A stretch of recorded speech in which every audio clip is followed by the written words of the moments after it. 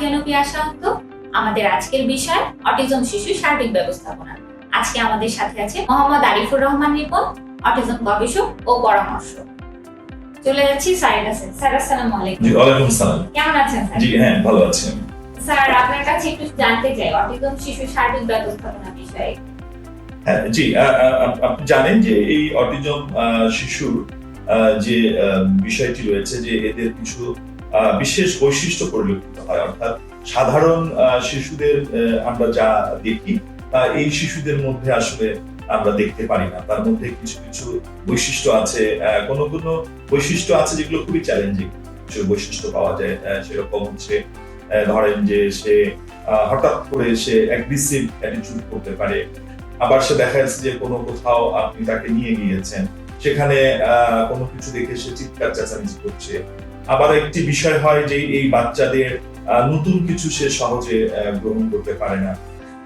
অনেক সময় সে মারামারি করে ফেলে বা বক্সিং দিয়ে ফেলে বা স্পিটিং করে, থুতু দিয়ে। এগুলো হচ্ছে চ্যালেঞ্জিং বিহেভিয়ার। তো এই চ্যালেঞ্জিং বিহেভিয়ারের পাশাপাশি আপনি যদি এই বাচ্চাদেরকে যদি স্বাভাবিক জীবন যাপনের যদি আপনি লিড করাতে চান, যে আমার বাচ্চাটি অন্যান্য যে শিশুর মতো আছে সেরকম সে আচরণটি করবে, তাহলে আপনাকে একটি ব্যবস্থাপনা তাকে করতে হবে। সেই ব্যবস্থাপনাটা কি? সেই ব্যবস্থাপনাটা হচ্ছে যে প্রথমে আমাকে আসলে আইডেন্টিফাই করে ফেলতে হবে যে আমার বাচ্চাটি আসলে কোন ধরনের বৈশিষ্ট্যের ভিতর আছে।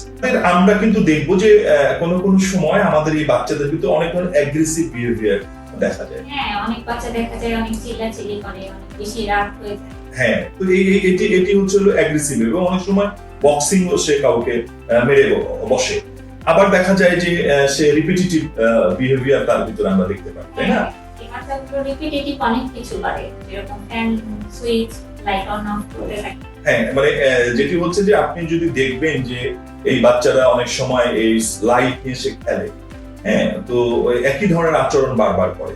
তাহলে এইরকম যদি আপনি আপনার এই বাচ্চাদের ভিতর যদি আচরণটি দেখেন, তাহলে আপনার আসলে কি করতে হবে? আপনাকে যেটা করতে হবে, এই আচরণটি যেন সে আর না করে, এই আচরণটি যেন তার প্রতিবারে সে না ঘটায়, তাহলে সেটাকে আপনাকে একটা ব্যবস্থাপনার মধ্যে নিয়ে আসবে।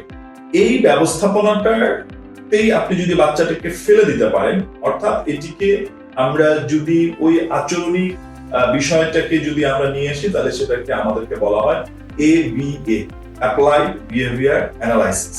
অর্থাৎ আপনি তাকে প্রথমে অ্যানালাইজ করবেন যে আপনার বাচ্চার ভিতর কোন ধরনের আচরণ দেখা যাচ্ছে, তারপরে সেই আচরণের উপর ভিত্তি করে আপনি তাকে ব্যবস্থাপনাটা দেবেন। ধরা যাক যে আপনার বাচ্চাটি সবসময় ডিগবাজি খাচ্ছে। তো এই যে ডিগবাজি যে দেওয়া, তাহলে আপনি কি করতে পারেন?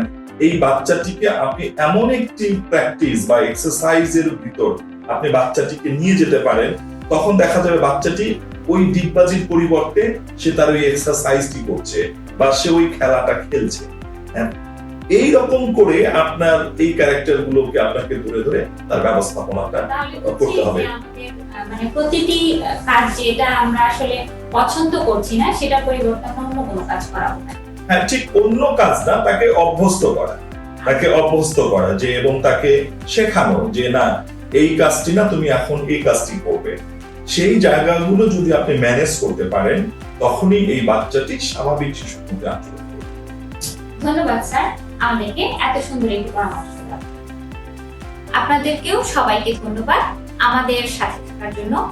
আবার দেখা হবে নতুন কোনো টপিক। ধন্যবাদ।